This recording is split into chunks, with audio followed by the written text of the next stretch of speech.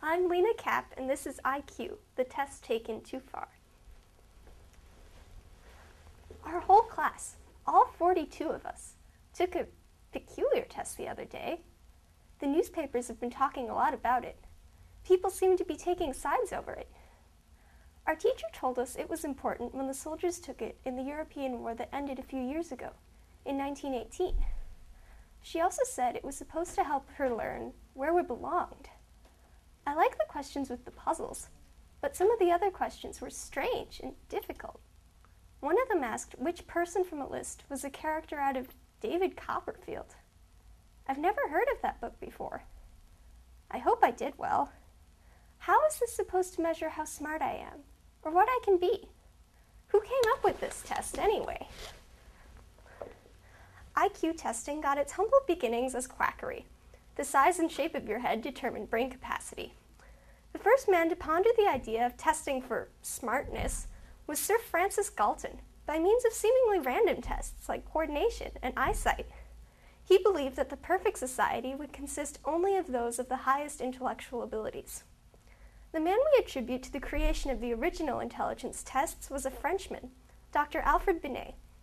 Having failed spectacularly, and publicly, one of his earlier ventures involved holding a magnet above the head of an attractive hypnotized woman, he managed to create intelligence tests, designed to help school teachers learn which students were in need of special help. The tests were quite successful and were imported to America in 1911 by Stanford psychologist Dr. Lewis M. Terman, who argued that intelligence was strictly hereditary, and for the policy of a mental test for every child. He was ardently opposed by writer and journalist Walter Lippmann. Lippmann was not opposed to the test itself. He sided with Binet's philosophy and agreed that it was simply an instrument of classification to help teachers. He warned, however, that the tests were in danger of gross perversion by muddle-headed and prejudiced men. William McAndrew, pleased to meet you. As your new superintendent of schools, I promise to reform, streamline, and increase the efficiency of the Chicago system. Mayor Dever is confident my experience as assistant superintendent of the New York public schools will prove valuable, and that I will be able to run this system effectively and independently. Chicago's school system is in crisis due to a stark lack of fiscal discipline and accountability. It is teeming with dead wood and petty political disputes, and is far too influenced by that teachers' federation. A school system is like a corporation, and the superintendent is a captain of big business. First and foremost in my plans is efficiency. Industry has taught us that efficiency is the key to producing a better human output, a finished product that satisfies the needs of our consumers and stockholders in this corporation. This is 1924! In this day and age, we must embrace the scientific methods available to us. Our schools shall employ the cutting-edge science of intelligence testing, which will sort students with ease and allow for the best use of everyone's abilities. I shall be influenced by no one, and I will be sure my plan is not corrupted by the incessant wheedling and whining of such groups as the Chicago Teachers Federation and their irrational chief, Margaret Haley. I'm a proud founder and member of the Chicago Teachers Federation, and I have never encountered a man more obsessed with industrialization and efficiency, and so blind to the needs of children as William McAndrew, who is here because Chicago's Association of Commerce so highly recommended him to his new position. He and the Association of Commerce are infatuated with each other. He speaks constantly about human output, but never the students, the corporation, but never the schools. He blatantly ignores our queries and those of the Illinois Federation of Labor. For all we know, he could be dead. This lack of response is irresponsible. Other educators have successfully used intelligence testing to benefit their students and meet their needs, but McAndrew's stonewalling has led us to assume the worst. His plans are what we have come to know with dread as the unholy trinity: platoon schools, junior high schools, and intelligence testing throughout both. Platoon schools, elementary schools designed like factories, traumatize young children as they march from class to class and teacher to teacher, and will simply rush students through their day and save the Board of Education money. These new junior high schools are the worst of it. At the age of 12, Students are given these intelligence tests, grouped by ability, and sign contracts along with their parents, detailing plans for education and ultimately their future. Those who do well are granted access and preparation for higher education, but the low-scoring ones, instead of being offered assistance, are condemned to vocational training, or in other words, training to become a cheap laborer in a factory. How can he do this to children, our precious youth? I don't care a snap of my finger what great plans for industry McAndrew and his cohorts in the Association of Commerce have got. McAndrew prattles on about efficiency, another one of his scandalous ideals.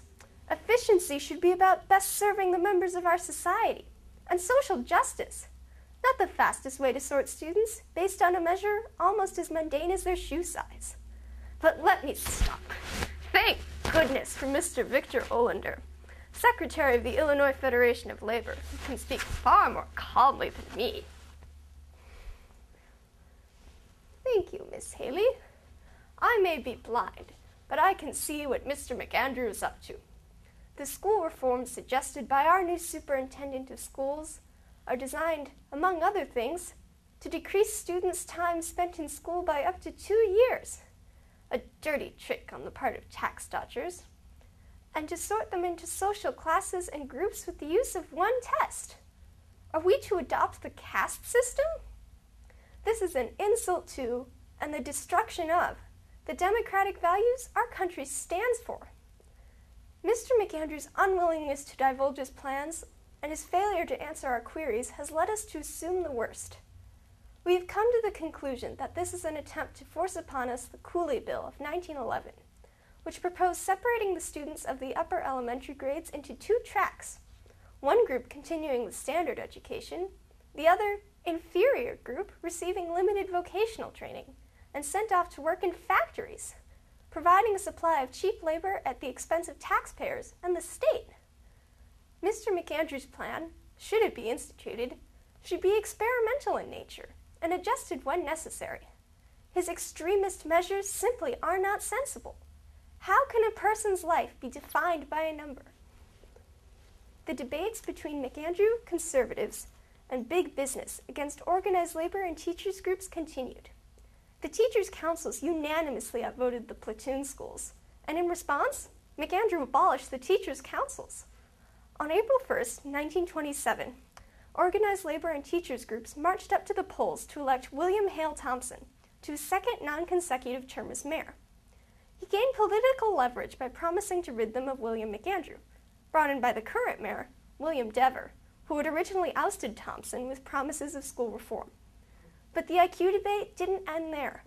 In times of crisis, people have repeatedly grasped at intelligence testing as a means of regrouping and improving our society, forgetting its role as a mere tool in the classroom. In the 1950s, men who scored high on an intelligence test were exempt from military service in the Korean War because they were classified as more valuable, being needed to develop new technologies. In 1994, Richard J. Herrnstein and Charles Murray published The Bell Curve, Intelligence and Class Structure in American Life. Opposed to the high government spending at the time, the two conservatives used manipulated and contradictory data to argue that intelligence, as measured by IQ tests, was unchangeable. This resulted in their recommendation that the Head Start and similar programs be eliminated, since, according to them, these low-income, minority ethnic groups receive no lasting benefits. The New York Times called the book a scabrous piece of racial pornography, masquerading as serious scholarship. The book also scorns such new and innovative ideas as Howard Gardner's multiple intelligences theory. It is dangerous to become intoxicated with the highly limiting IQ test. I firmly believe that every individual has been gifted with any number of talents that simply cannot be measured by one number and one skill set. My theory of multiple intelligences is always expanding, and more intelligences are being added to the list, which covers everything from kinesthetic to musical intelligence. In a classroom, it enhances the environment within it and beyond it, allowing everyone to live to their strengths and deal with their weaknesses. The purpose of IQ tests is now clearly defined within academics. Properly administered, their use has a positive effect on the classroom experience, allowing for individualized education and enrichment. Administrators, however, continue to be drawn to the power of the almighty test score, and today's debate centers around standardized testing's influence on curriculum, or teaching to the test.